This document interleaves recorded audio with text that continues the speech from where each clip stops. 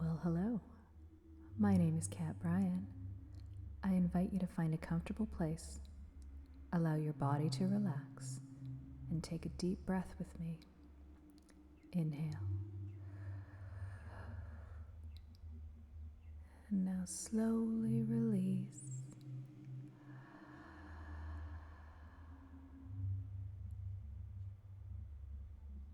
Today we will be reading Chapter 1 of Jane Eyre by Charlotte Bronte. Let's get started.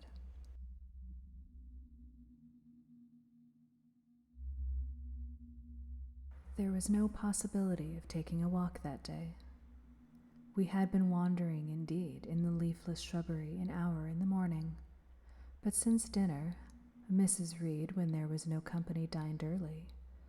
The cold winter wind had brought with it clouds so somber and a rain so penetrating that further outdoor exercise was now out of the question.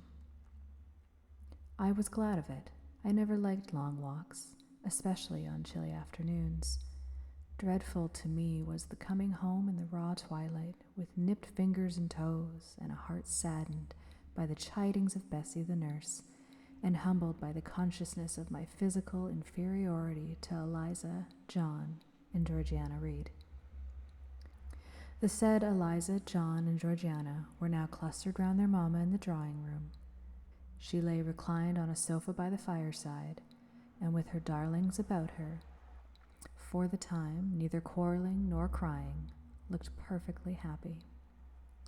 Me she had dispensed from joining the group, saying she regretted to be under the necessity of keeping me at a distance, but that until she heard from Bessie, and could discover by her own observation that I was endeavoring in good earnest to acquire a more sociable and childlike disposition, a more attractive and sprightly manner, something lighter, franker, more natural, as it were, she really must exclude me from privileges intended only for contented, happy little children. "What does Bessie say I have done?" I asked. "Jane, I don't like cavaliers or questioners. Besides, there is something truly forbidding in a child taking up her elders in that manner. Be seated somewhere, and until you can speak pleasantly, remain silent." A breakfast room adjoined the drawing room. I slipped in there. It contained a bookcase. I soon possessed myself of a volume, taking care that it should be one stored with pictures. I mounted into the window seat. Gathering up my feet, I sat cross-legged like a Turk, and having drawn the red moreen curtain nearly close, I was shrined in double retirement.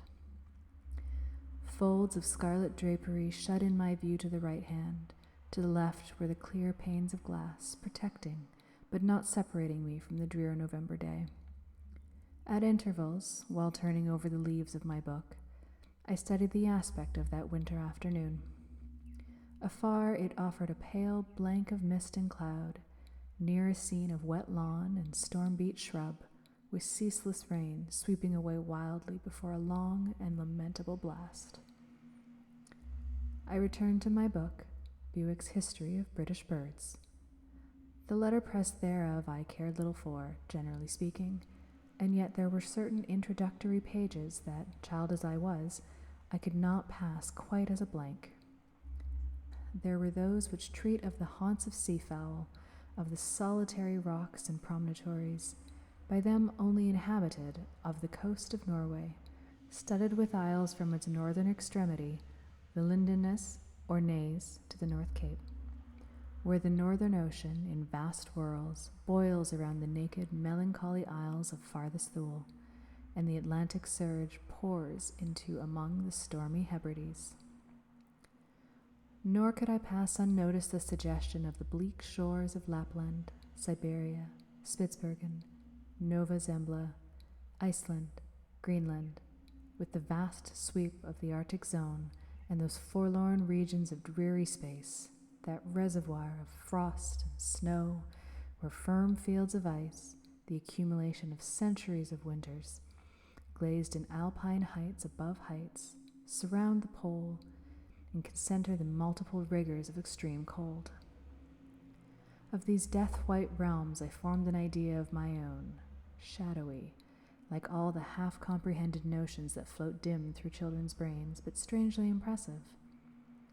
The words in these introductory pages connected themselves with the succeeding vignettes and gave significance to the rock standing up alone in a sea of billow and spray, to the broken boat stranded on a desolate coast, to the cold and ghastly moon glancing through bars of cloud at a wreck just sinking. I cannot tell what sentiment haunted the quite solitary churchyard, with its inscribed headstone, its gate, its 2 trees, its low horizon, girdled by a broken wall and its newly risen crescent, attesting the hour of eventide. The 2 ships becalmed on a torpid sea, I believed to be marine phantoms. The fiend pinning down the thief's pack behind him, I passed over quickly. It was an object of terror. So was the black-horned thing seated aloof on a rock, surveying a distant crowd surrounding a gallows. Each picture told a story, mysterious often to my undeveloped understanding and imperfect feelings, yet ever profoundly interesting.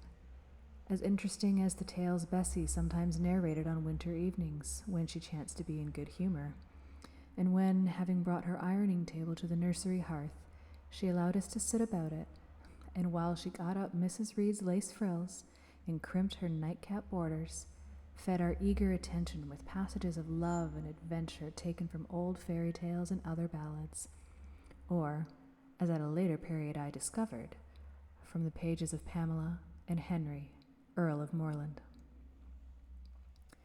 With Buick on my knee, I was then happy at least in my way. I feared nothing but interruption, and that came too soon. The breakfast room door opened. "Madam Mope," cried the voice of John Reed. Then he paused. He found the room apparently empty. "Where the dickens is she?" he continued. "Lizzie, Georgie," calling to his sisters, "Joan is not here. Tell Mamma she is run out into the rain, bad animal." It is well I drew the curtain, thought I, and I wished fervently he might not discover my hiding place. Nor would John Reed have found it out himself. He was not quick either of vision or conception. But Eliza just put her head in at the door and said at once, "She's in the window seat, to be sure, Jack." And I came out immediately, for I trembled at the idea of being dragged forth by the said Jack. "What do you want?" I asked with awkward diffidence. "Say, what do you want, Master Reed?" was the answer. "I want you to come here." And seating himself in an armchair, he intimated by a gesture that I was to approach and stand before him. John Reed was a schoolboy of 14 years old, 4 years older than I, for I was but 10. Large and stout for his age, with a dingy and unwholesome skin, thick lineaments in a spacious visage, heavy limbs, and large extremities. He gorged himself habitually at table, which made him bilious, and gave him a dim and bleared-eyed and flabby cheeks. He ought now to have been at school, but his mamma had taken him home for a month or 2 on account of his delicate health. Mr. Miles, the master, affirmed that he would do very well if he had fewer cakes and sweetmeats sent him from home, but the mother's heart turned from an opinion so harsh, and inclined rather to a more refined idea that John's sallowness was owing to over-application and perhaps to pining after home. John had not much affection for his mother and sisters, and an antipathy to me. He bullied and punished me, not 2 or 3 times in the week, not once or twice in the day, but continually. Every nerve I had feared him, and every morsel of flesh in my bones shrank when he came near. There were moments when I was bewildered by the terror he inspired, because I had no appeal whatever against either his menaces or his inflictions. The servants did not like to offend their young master by taking my part against him, and Mrs. Reed was blind and deaf on the subject. She never saw him strike or heard him abuse me, though he did both now and then in her very presence, more frequently, however, behind her back. Habitually obedient to John, I came up to his chair. He spent some 3 minutes in thrusting out his tongue at me as far as he could without damaging the roots. I knew he would soon strike, and while dreading the blow, I mused on the disgusting and ugly appearance of him who would presently deal it. I wonder if he read that notion in my face, for all at once, without speaking, he struck, suddenly and strongly. I tottered, and on regaining my equilibrium, retired back a step or two from his chair. "That is for your impudence in answering Mamma a while since," said he, "and for your sneaking way of getting behind curtains, and for the look you had in your eyes 2 minutes since, you rat." Accustomed to John Reed's abuse, I never had an idea of replying to it. My care was how to endure the blow, which would certainly follow the insult. "What were you doing behind the curtain?" he asked. "I was reading." "Show the book." I returned to the window and fetched it thence. "You have no business to take our books. You are a dependent, Mamma says. You have no money. Your father left you none. You ought to beg, and not to live here with gentlemen's children like us, and eat the same meals we do, and wear clothes at our mamma's expense. Now I'll teach you to rummage my bookshelves, for they are mine. All the house belongs to me, or will do in a few years. Go and stand by the door, out of the way of the mirror and the windows." I did so, not at first aware what was his intention, but when I saw him lift and poise the book and stand in act to hurl it, I instinctively started aside with a cry of alarm. Not soon enough, however, the volume was flung, and it hit me, and I fell, striking my head against the door and cutting it. The cut bled. The pain was sharp. My terror had passed its climax. Other feelings succeeded. "Wicked and cruel boy," I said. "You are like a murderer. You are like a slave driver. You are like the Roman emperors." I had read Goldsmith's History of Rome and had formed my opinion of Nero, Caligula. Also, I had drawn parallels in silence which I never thought thus to have declared out loud. "What? What?" he cried. "Did she say that to me? Did you hear her, Eliza and Georgiana? Won't I tell Mamma? But first—" He ran headlong at me. I felt him grasp my hair and my shoulder. He had closed with a desperate thing. I really saw in him a tyrant, a murderer. I felt a drop or two of blood from my head trickle down my neck, and was sensible of somewhat pungent suffering. These sensations for the time predominated over fear, and I received him in frantic sort. I don't very well know what I did with my hands, but he called me rat, rat, and bellowed out aloud. Aid was near him. Eliza and Georgiana had run for Mrs. Reed, who was gone upstairs. She now came upon the scene, followed by Bessie and her maid Abbot. We were parted. I heard the words, "Dear, dear, what a fury to fly at Master John." Did ever anybody see such a picture of passion? Then Mrs. Reed subjoined, "Take her away to the Red Room and lock her in there."